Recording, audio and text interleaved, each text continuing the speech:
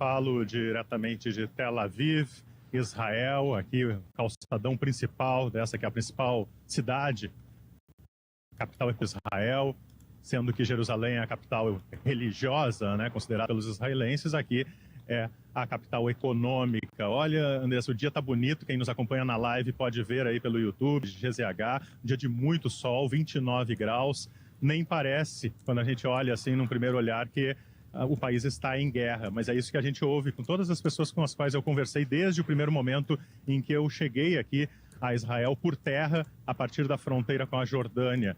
É um sentimento diferente daquele que nós encontramos um ano atrás, quando houve aquele massacre perpetrado pelo grupo terrorista Hamas, em que havia muita indignação, muita estupefação, muita revolta, muita tristeza.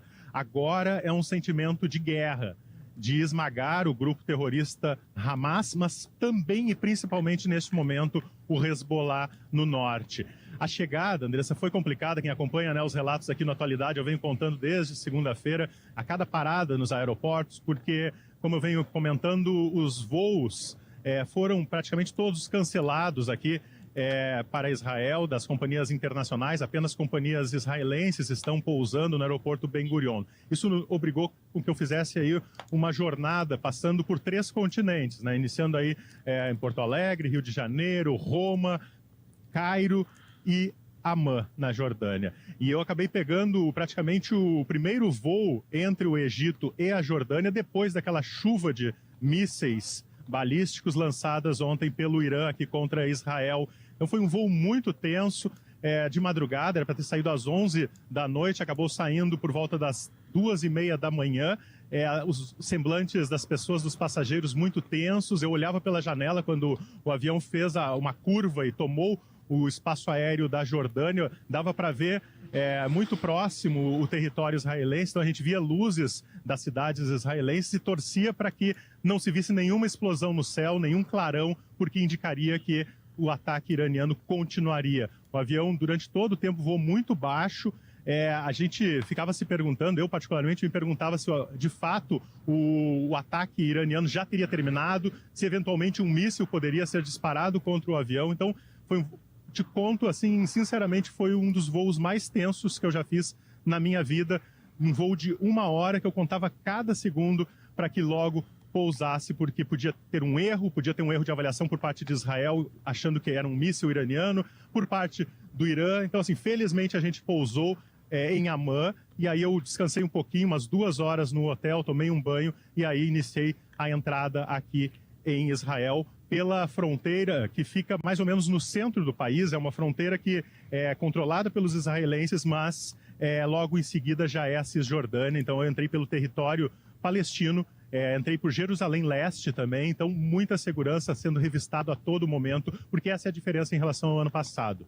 Hoje, Israel está com medo de que a todo momento possa acontecer um atentado como o que aconteceu ontem, que antecedeu o ataque dos mísseis, né? Foi a cerca de 1,5 km de onde eu estou aqui, em Jafo, que é também chamada de Jaffa, que é uma cidade histórica árabe aqui do lado do calçadão de Tel Aviv. Então tem uma tensão, eu já olhei onde fica o nosso bunker, é o mesmo hotel onde eu fiquei 1 ano atrás, então mais ou menos eu já conheço onde estão os abrigos antiaéreos, e a todo momento a gente fica nessa expectativa, nessa tensão, até porque está começando de daqui a pouco aí, do final da tarde, o feriado do Ano Novo Judaico, e o país está todo em alerta. Rodrigo, como é que era o clima entre os outros passageiros do voo? Todo mundo, imagino, alerta, atento ao que estava acontecendo.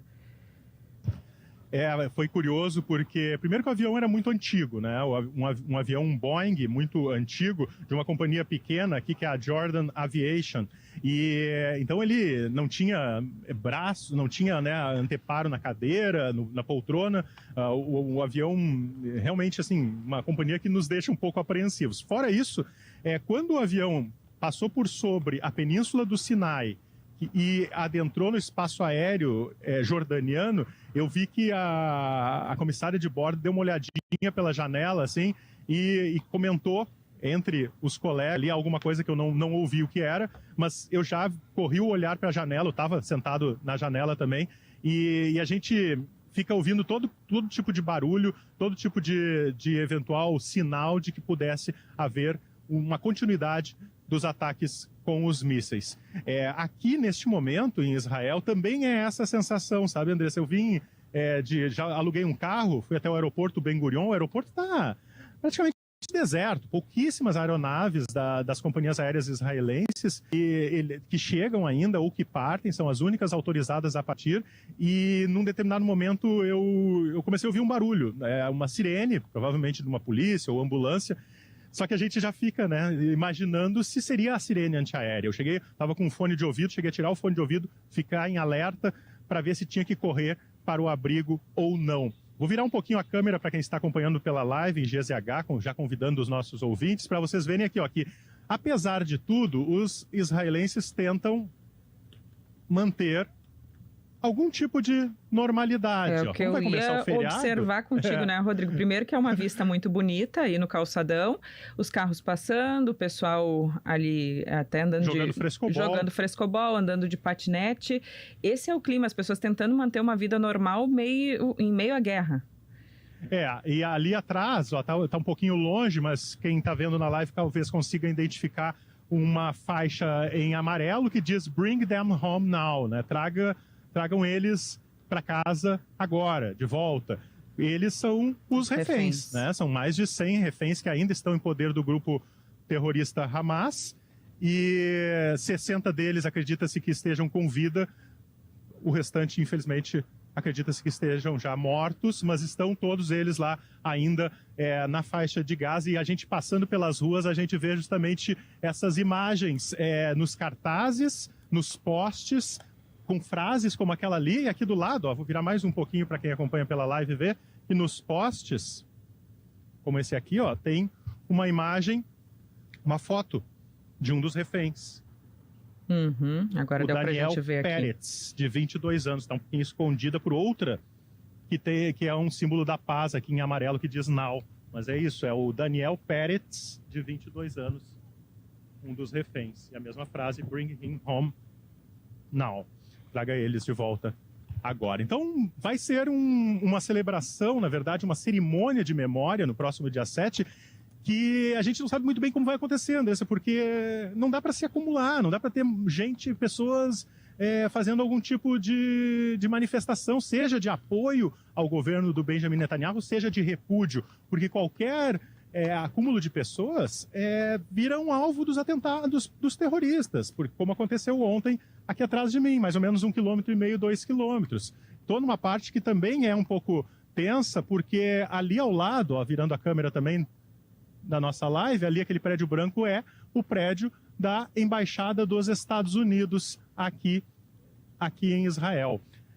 Na verdade é o antigo prédio, lembrando que o governo Trump ele mudou, né, a embaixada para a cidade de Jerusalém, um reconhecimento de Jerusalém como a capital de Israel, mas aquele prédio ali ainda funciona como representação diplomática. O que aconteceu ontem foi muito grave, Andressa, Rosane e Giane. Foi o maior ataque da história da República Islâmica do Irã a Israel. Foram quase 200 foguetes, não foram drones, foram mísseis balísticos, e que deixou todo mundo muito, muito preocupado, e agora tem uma guerra retórica. O Irã dizendo que acabou o ataque, não voltará a atacar desde que Israel não retalie, e o governo Netanyahu prometendo um ataque surpresa e pontual.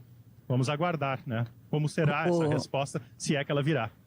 Rodrigo, essa é a preocupação, né? Porque quando a gente sempre disse isso, tu fizeste vários alertas, que a preocupação era o Irã entrar nessa guerra e ela se espalhar por outros países aí do Oriente Médio.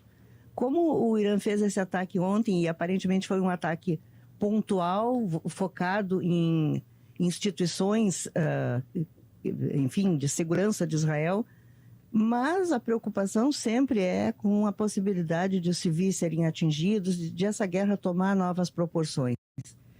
Aí, pelo que tu sentiste nesses primeiros momentos da chegada, a preocupação é de que possa esse conflito se espalhar, ou é incerteza total em relação aos próximos passos, mesmo Israel dizendo que vai fazer um ataque para o Irã, um ataque contra o Irã, fazendo este anúncio?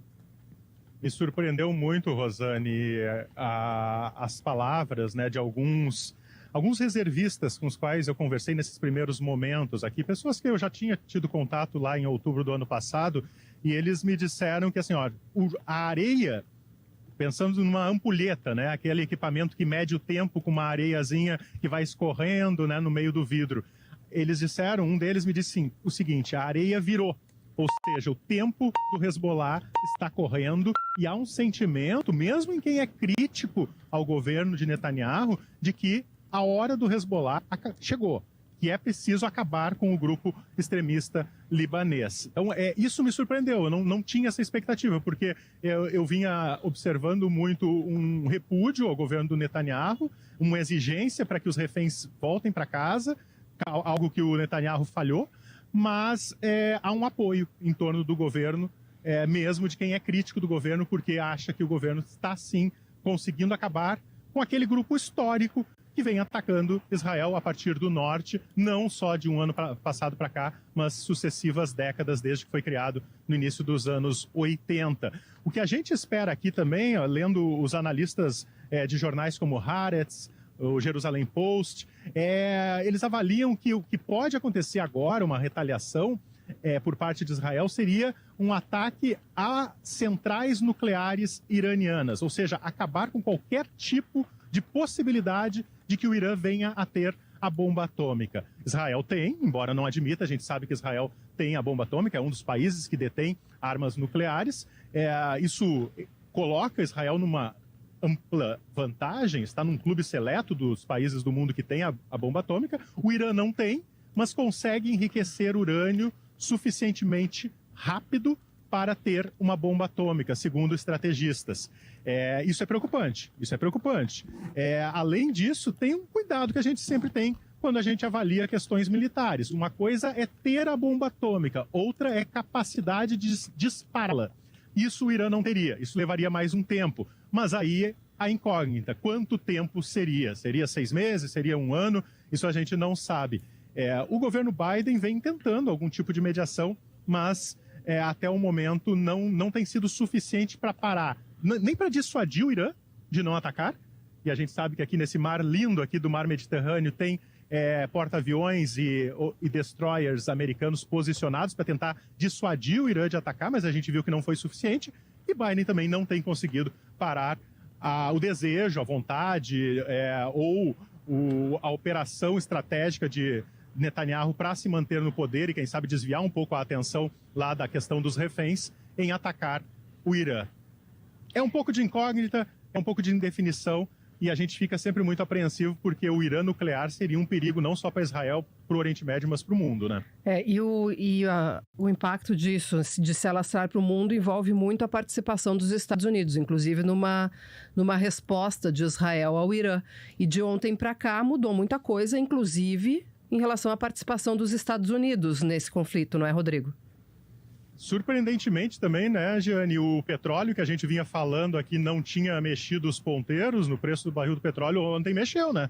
Ontem foi compreendido de que o Irã sim é uma ameaça. Os Estados Unidos têm tentado falar agora de forma mais grossa, mais dura, porque não pode deixar o seu principal aliado no Oriente Médio ser um alvo de um ataque militar como foi ontem. Nós estamos falando de uma guerra total, porque se faltava que o Irã entrasse nesse conflito, hoje a gente viu que ele já entrou, né? Tem uns amigos aqui, ó, atrás de mim. Hello, I'm from Brazil. Yes, alive. Aqui, ó, nós estamos ao vivo. Yes, in English. Everybody in Brazil, we love you guys, we support you, you have a very beautiful country.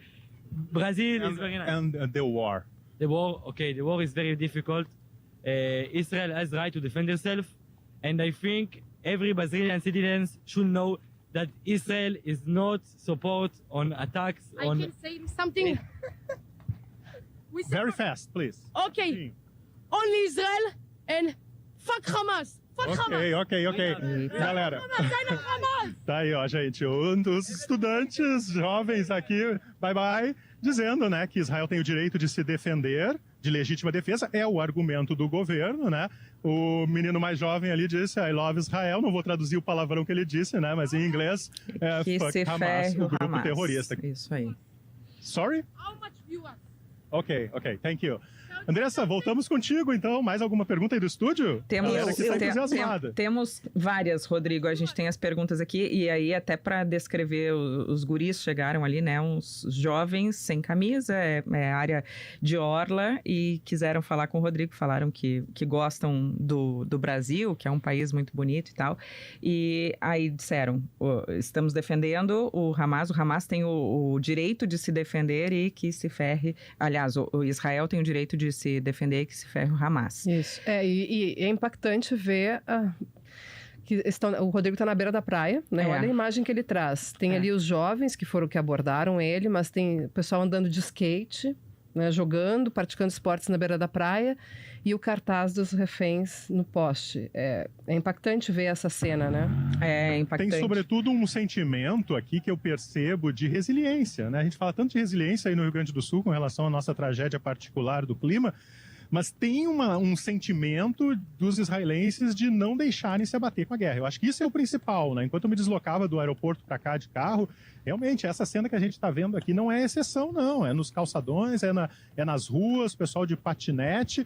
É um misto, né, de sentimentos, porque tem a saudade dos reféns, a exigência de que eles voltem para casa, um ano que vai ser na próxima segunda-feira daquela tragédia, daquele massacre. Ontem, conversava, né, com um grupo de gaúchos do kibbutz de Hatzerim, que fica no sul, e eles me disseram que os foguetes e os mísseis do Irã caíram muito perto desse kibbutz, que fica bem próximo à faixa de Gaza, cerca ali de 10, 15 quilômetros da fronteira de Gaza. E por que ali? Depois eu vim a descobrir por que eles estavam escutando e tiveram que ir para o abrigo de forma tão estrondosa os barulhos. Porque ali ficaria fica, na verdade, uma base aérea das forças de defesa de Israel, que era alvo deliberado do Irã.